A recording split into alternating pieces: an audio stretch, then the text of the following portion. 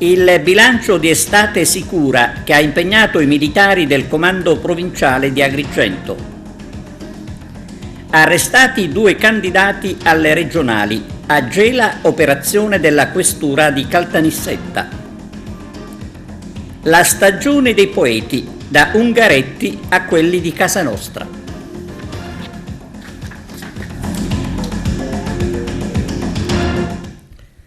Buongiorno da TVA Notizie. Conferenza dei carabinieri del Comando Provinciale di Agrigento sul bilancio Estate Sicura, sotto osservazione in particolare l'uso di alcolici. Il servizio di apertura di Arturo Cantella. Operazione di controllo e prevenzione nell'ambito dell'Estate Sicura. Quali sono i risultati che avete conseguito? I risultati sono stati molto buoni, ci siamo concentrati principalmente sulla zona di San Leone, che è stata quindi la zona della Movida, dove hanno riaperto tutti i locali, sono riniziati i grandi eventi dell'estate. Ci siamo concentrati principalmente sulle guide in stato di ebbrezza, che sono state numerose soprattutto tra gli under 30, tanto ad opera di ragazzi che di ragazze, assunzione di sostanze stupefacenti e infrazioni al codice della strada in generale.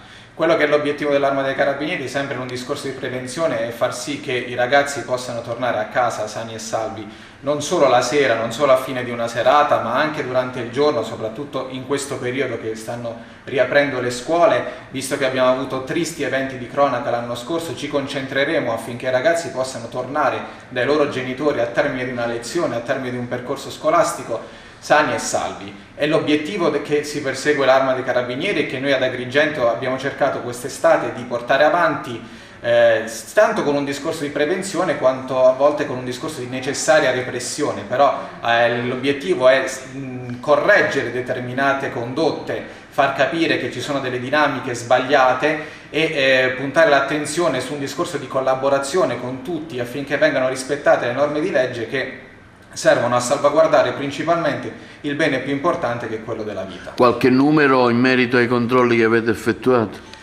Più di 10.000 persone controllate, sono state elevate numerose contravvenzioni al codice della strada, 40 guide in stato di ebbrezza, 500 contravvenzioni in generale, 9.000 persone controllate, di cui 5.000 a bordo di autovetture. Comunque sono numeri ampi che possono avere un valore molto indicativo. L'importante è che se siamo riusciti a salvare qualche vita in più rispetto a quanto è accaduto negli anni precedenti è una grande conquista. Avete fatto vedere dei caschi irregolari su cui avete puntato il dito nei controlli? Sì, perché ci sono stati in passato degli incidenti con ragazzi che indossavano caschi non omologati.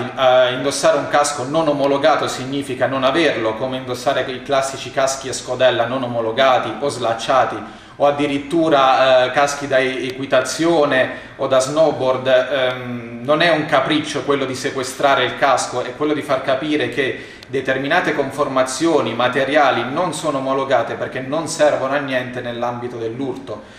E ne abbiamo sequestrati più di 60 di caschi quest'estate non omologati. Ci sono delle specifiche discipline che regolano l'omologazione dei caschi, che io invito ad acquistare degli strumenti che sono a norma di legge e secondo le normative dell'Unione Europea. 2 arresti di candidati alle elezioni regionali ed è bufera anche sui social. Il titolo del Giornale di Sicilia di oggi si riferisce all'arresto a Catania di una candidata alle regionali, ma c'è un altro arresto del quale ci occupiamo e riguarda il candidato alle regionali Salvatore Ferrigno di Carini, in provincia di Palermo, un ex parlamentare nazionale arrestato con una accusa pesante, quella di voto di scambio con la mafia. Ferrigno era stato nominato dall'ex presidente della regione Raffaele Lompardo consulente per i rapporti con i siciliani all'estero. Le sue convinzioni politiche e l'assoluta dedizione all'Italia in una visione di progresso civile e di lealtà agli Stati Uniti hanno motivato la sua discesa in campo. Così scriveva il Giornale degli Italiani all'estero, definendo Ferrigno persona capace, preparata e generosa che piace agli italiani d'America per il suo parlare schietto. Lo slogan che ha scelto per la sua candidatura alle regionali dice: il cambiamento è adesso, coraggio, cominciamo.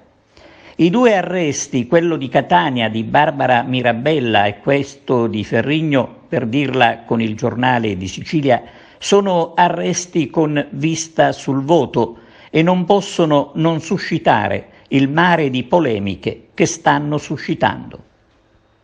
Restiamo nella cronaca. I poliziotti della questura di Caltanissetta hanno eseguito 10 arresti a Gela per caporalato e lavoro nero. Arturo Cantella. Importante operazione a Caltanissetta che riguarda il caporalato e il lavoro nero. La Polizia di Stato ha eseguito ben 10 misure cautelari. Stamattina i poliziotti della Digos della questura di Caltanissetta hanno eseguito 10 misure cautelari richieste dalla Procura della Repubblica di Caltanissetta ed emesse nel corso delle indagini preliminari dal GIP del locale tribunale nei confronti di alcuni cittadini stranieri gravemente indiziati di appartenere a una consorteria criminale finalizzata a reclutare manodopera straniera, in larga parte di nazionalità marocchina, da destinare al lavoro nelle campagne limitrofe al capoluogo nisseno in condizioni di sfruttamento. Le risultanze investigative hanno permesso di acquisire un quadro indiziario grave anche a carico di alcuni proprietari terrieri e imprenditori agricoli della provincia di Caltanissetta e Agrigentina per il reato di intermediazione illecita e sfruttamento del lavoro, in quanto avrebbero utilizzato, assunto e impiegato la manodopera straniera reclutata dalla presunta organizzazione criminale, sottoponendo reiteratamente a condizioni di lavoro lesive della dignità, della sicurezza e della salute, approfittando anche dello stato di bisogno in cui i lavoratori versavano. In particolare sono state 2 custodie cautelari in carcere e 8 arresti domiciliari. I suindicati gravi indizi riguardano gli indici di sfruttamento contemplati nella norma incriminatrice reiterata corresponsione di retribuzioni inferiori a quelle previste dai contratti collettivi di lavoro e comunque sproporzionato al monte ore giornaliero che facevano, reiterata sottoposizione a turni di durata superiore a quella consentita, negazione di ogni diritto di materia di malattia, riposo settimanale o ferie, violazioni della normativa in materia di sicurezza e di igiene sui luoghi di lavoro, anche per quanto attiene ai controlli sanitari su conducenti dei camion, alla revisione dei mezzi di trasporto, sottoposizione a metodi di sorveglianza.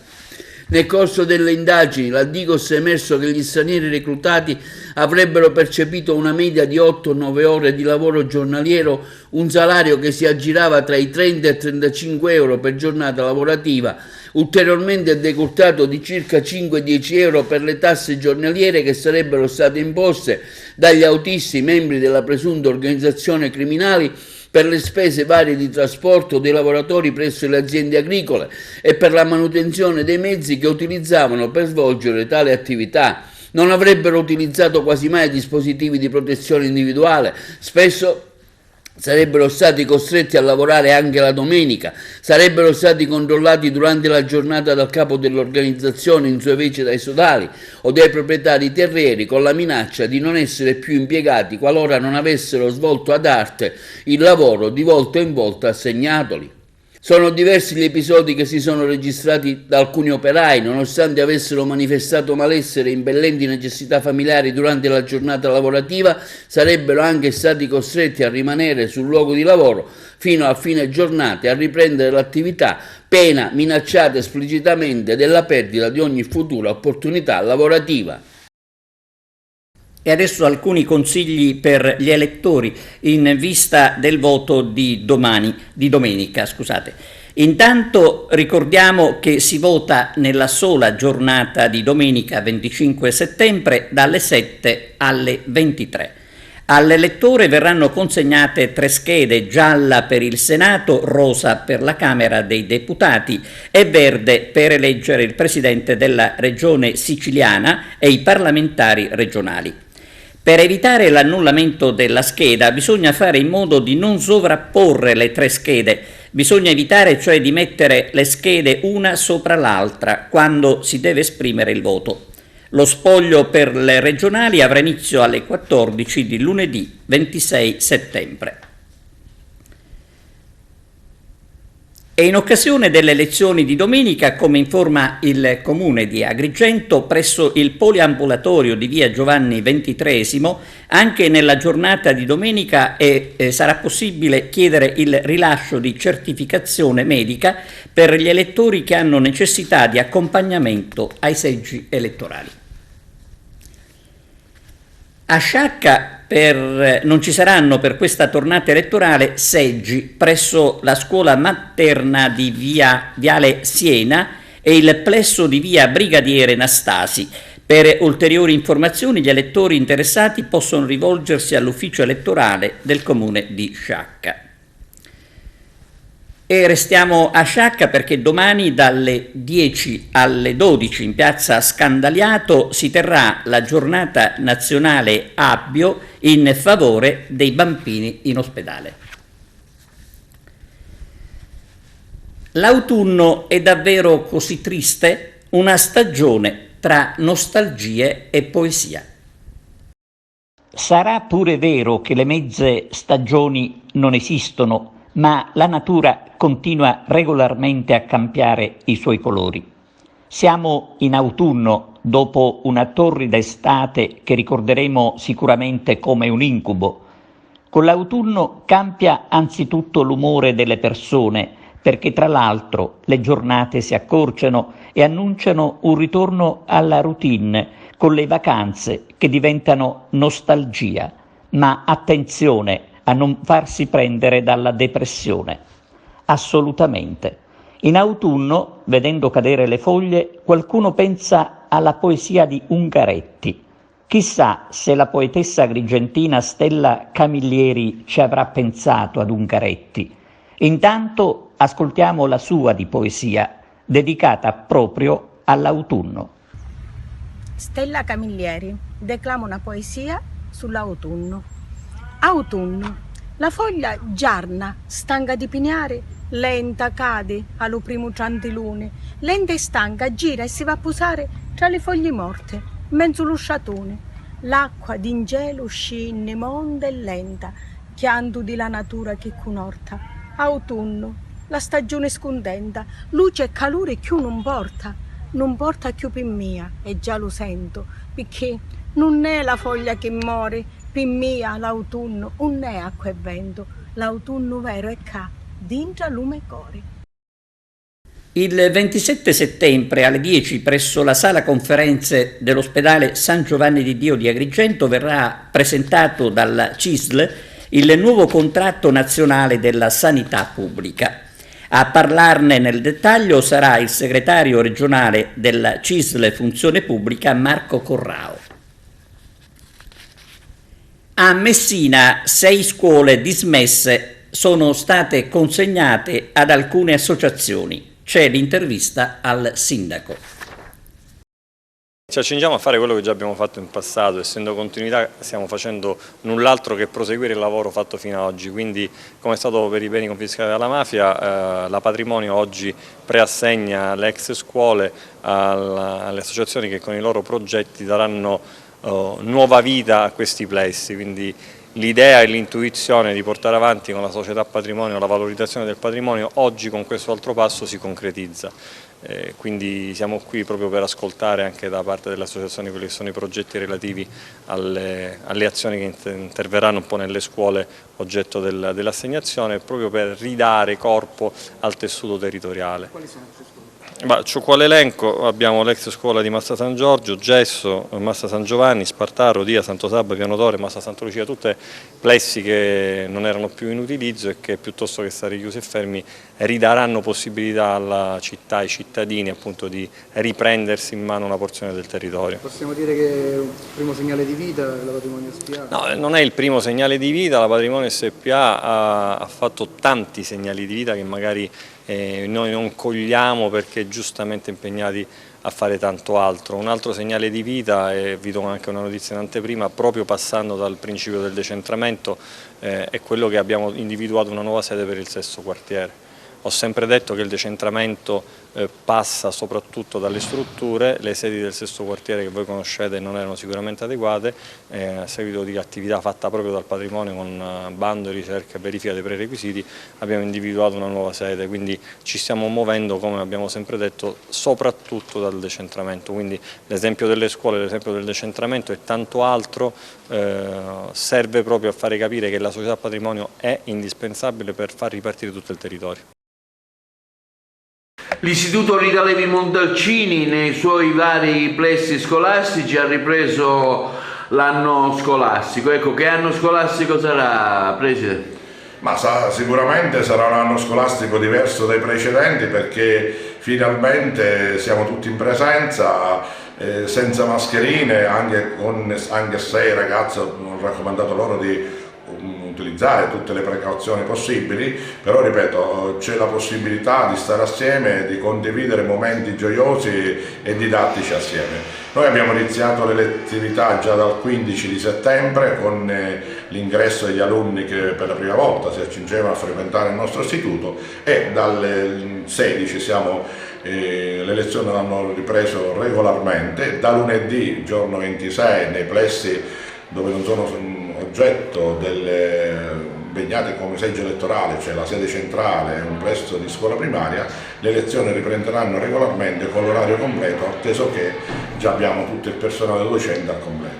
Un impegno i tanti plessi che lei gestisce, oltre a quello principale, ecco, quanti sono esattamente, Presidente? Allora, i plessi in realtà sono 9 perché dislocati nella parte meridionale della città, quindi per quanto riguarda Villaggio Mosè, Villaggio Peruzzo, Via dei Fiumi, San Leone, però dico, io ho l'onore e il piacere di avvalermi di validi collaboratori con i quali stiamo portando avanti le istanze di questo grande istituto e credo che fino ad oggi i risultati sono sicuramente positivi, quindi un grazie a tutti i miei docenti, ai vari collaboratori, al personale di segreteria, ai collaboratori scolastici, perché la scuola, se tutti gli elementi protagonisti all'interno di essa non vanno a gruppo, sicuramente non potrà andare avanti. Le novità didattiche che avete messo giù sono tantissime, nei vari plessi, coordinati anche con il corpo insegnante, ecco, ce ne citi qualcuno? Ma per quanto riguarda le attività didattiche, noi già stiamo approntando nuove iniziative da porre ai nostri alunni e innanzitutto cureremo gli aspetti per quanto riguarda la legalità, i vari progetti sulla legalità che porteremo avanti. Quest'anno abbiamo intenzione di istituire un nuovo corso a indirizzo musicale con l'introduzione di 4 altri nuovi strumenti musicali, quindi già ne abbiamo discusso in collegio docente e abbiamo ricevuto l'approvazione di tutti i docenti, quindi secondo poi autorizzando tutta la procedura amministrativa dovuta, speriamo che l'anno prossimo possa partire questo nuovo indirizzo di strumento musicale. Abbiamo intenzione anche di potenziare le lingue straniere e in questo con esperti madrelingua e in più quest'anno con l'introduzione dell'educazione motoria nelle classi quinte sfrutteremo per progetti post scolastici l'esperto di educazione fisica per fare attività sportive più mirate all'interno dei vari istituti.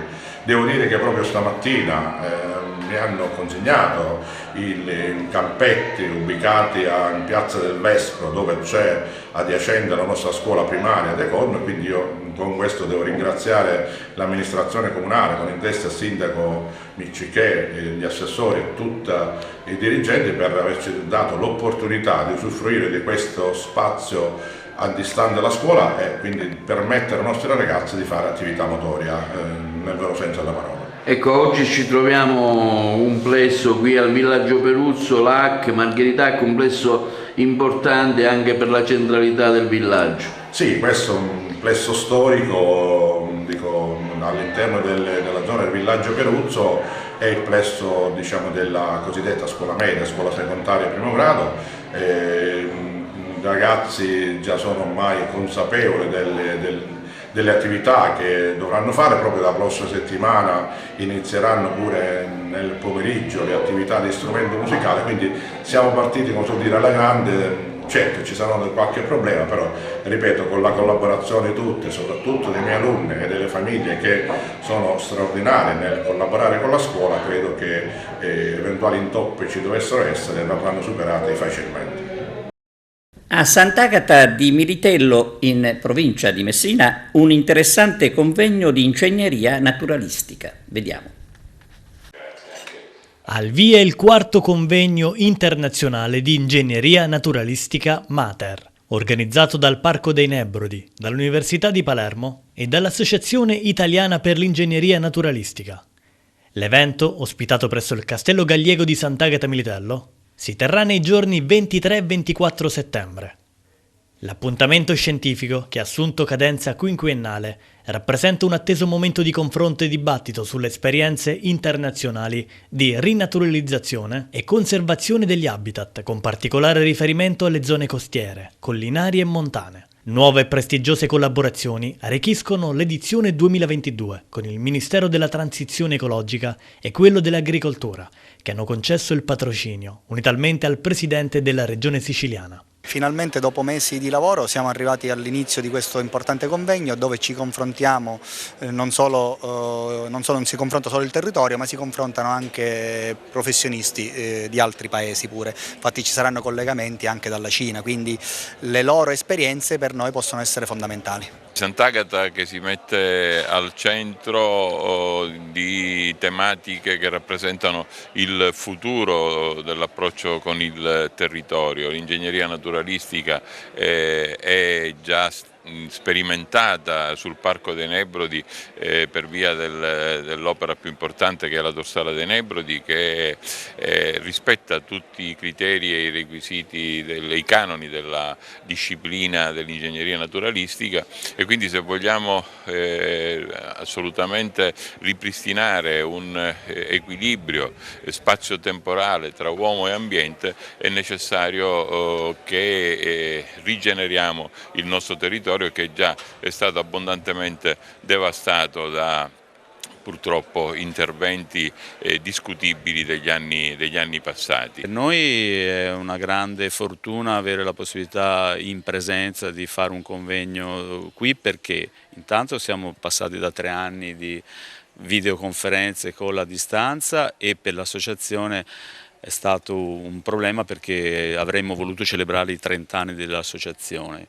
Ora siamo ai 33 anni dell'associazione, ma per noi è, diciamo, un momento importante per ricordare, insomma, la nascita dell'Associazione Italiana per l'Ingegneria Naturalistica, ma anche l'ex presidente Giuliano Sauli, scomparso, che qui in queste stesse occasioni, nelle prime 3 edizioni in questo tipo di convegno, era presente e molto attivo anche poi nel ricordo del parco stesso, insomma, con cui collaborava. Questa è la 4ª edizione del convegno, l'AIPIN ha sempre partecipato. Ora si parla tantissimo di Nature Based Solutions, soluzioni ispirate alla natura per contrastare i problemi derivanti dal cambiamento climatico, dal dissesto e quindi dal rischio idrogeologico in Italia, ma in Sicilia in particolare. Sappiamo che questi problemi sono forti, c'è anche una desertificazione che sta avanzando, e quindi contiamo sempre di più di poter essere attivi. Anche qui abbiamo una nostra sezione AIPIN Sicilia, e con il parco continueremo certamente collaborazioni e interazioni. L'Università degli Studi di Palermo è presente in questo territorio, in tutti i territori della Sicilia, da tanto tempo, collabora con il parco nell'organizzazione dei convegni. Siamo al 4º convegno sull'ingegneria naturalistica perché riconosce l'importanza di queste tematiche. Ricordo che il territorio siciliano per il 65% è collinare, per un 20% circa montano e per la restante parte pianura, quindi gli interventi rivolti alla tecnica dell'ingegneria naturalistica e alle piante che possono essere utilizzate per il recupero dei dissesti è notevole. Faccio un esempio: per recuperare le scarpate, le aree degradate, le cave abbandonate, le zone in frana, le zone in erosione, c'è bisogno di piante e tecniche. E ora il consueto appuntamento con il commissario dell'ASP di Agrigento per quanto riguarda la situazione del coronavirus. Allora, siamo al 23 settembre e diciamo che la prossima settimana sarà l'ultimo appuntamento di settembre. Abbiamo visto che il mese è stato un mese incalando, per fortuna, per il Covid. Siamo forse al minimo storico di questa stagione in cui abbiamo vissuto l'ondata di Covid. Ovviamente se noi ci paragoniamo ai primi periodi, i numeri di un 90 erano considerati alti, oggi li consideriamo bassi, quindi vedete come cambia la prospettiva.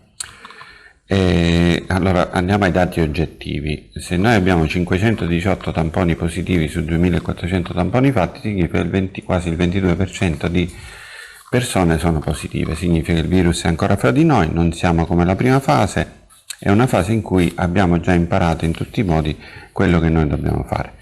L'unica cosa che non abbiamo imparato è quella dei vaccini, perché purtroppo il numero delle vaccinazioni continua a rimanere bassi.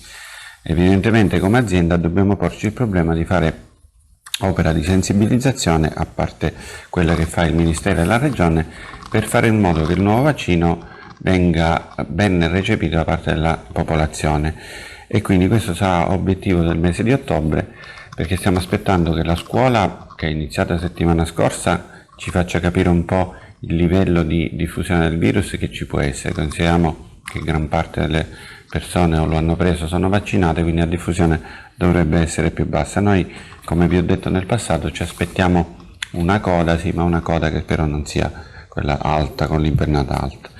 Però lo sapremo i primi di ottobre, dopodiché potremo sciogliere le riserve per tutte le cose da fare. Anche il numero di posti letto vedete che sono al minimo da parecchio tempo, quindi se viene confermato questo, noi con il mese di ottobre ci attrezziamo per fare tutte le cose che vanno fatte. Vorrei darvi una comunicazione di quello che faremo a partire dalla prossima o dal mese di ottobre, oltre a darvi conto di tutto quello che è la situazione pandemica nella nostra provincia, che ci auguriamo sia sempre così piatta e di non dover parlare di particolari allarmi o preoccupazioni. Vorremmo fare in modo che la popolazione agrigentina conoscesse anche le eccellenze o le best practice o tutte le cose buone che i nostri sanitari fanno.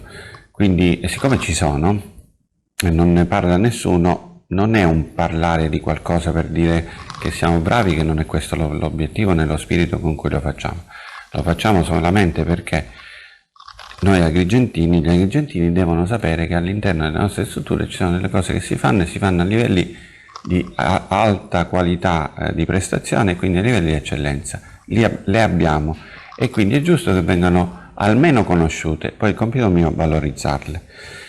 Un'ultima comunicazione: questa settimana abbiamo firmato la convenzione, l'accordo per facilitare la prenotazione di visite specialistiche e il pagamento del ticket nelle farmacie. Questo nell'ottica di favorire un servizio verso i cittadini che non dobbiamo costringerli a fare delle code, ma possono normalmente fare, diciamo, le pratiche burocratiche o le procedure anche nelle farmacie, che sappiamo che sono sotto casa e quindi con minori fastidi e disagi per le persone.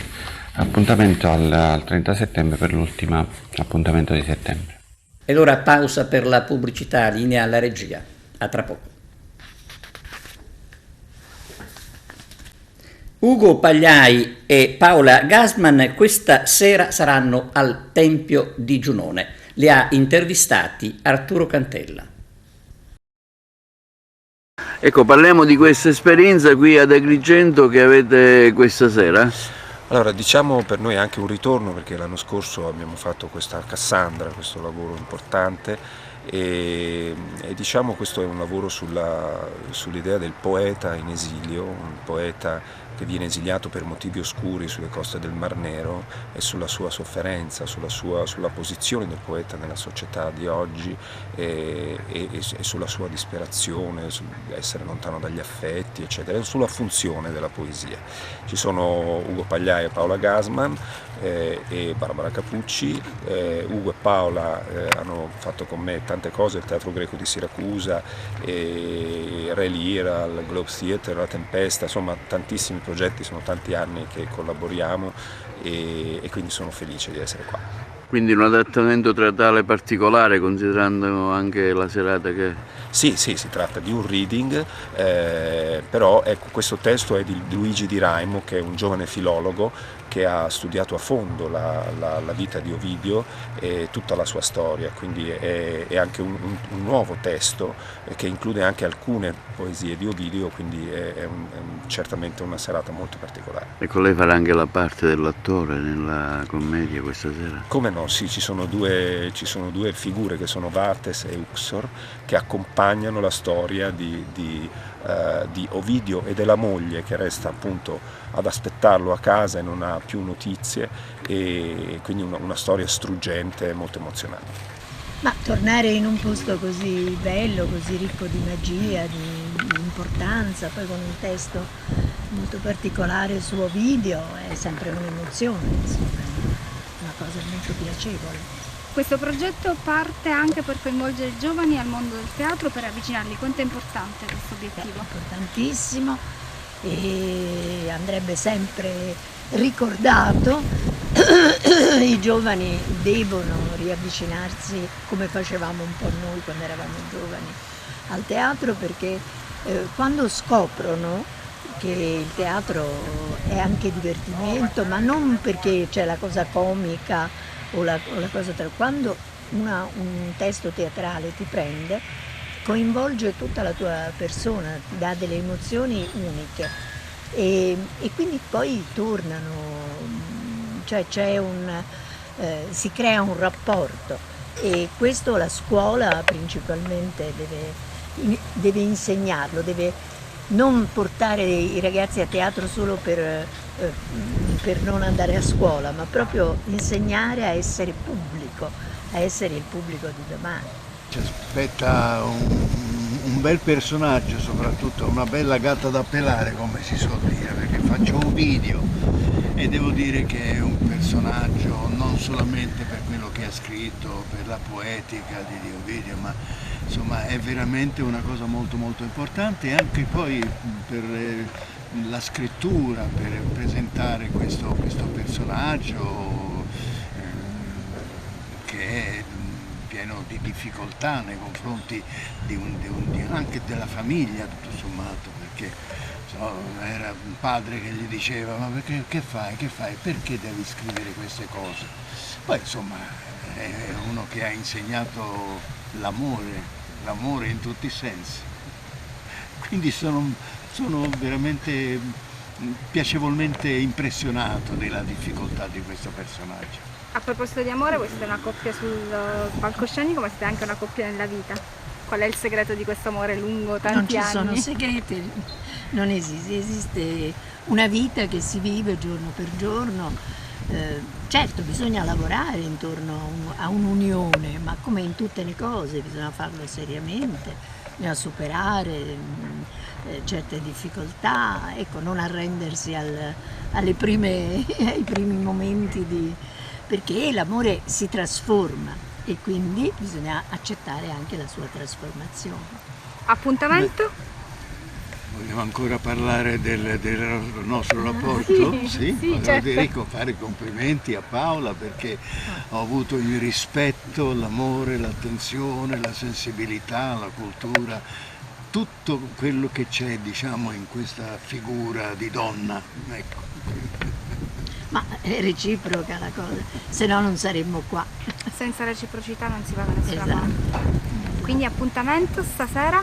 Stasera alle 8:30, 20:30, sotto il Tempio di Giunone, quindi in una cornice meravigliosa. È un reading naturalmente, però fatto come se fosse uno spettacolo intero, che coglie poi Ovidio in un momento molto particolare, quando è stato relegato appunto esule, e quindi forse un aspetto che viene trattato meno, e quindi è interessante trattarlo. Si conclude così il nostro telegiornale, grazie per l'attenzione e arrivederci.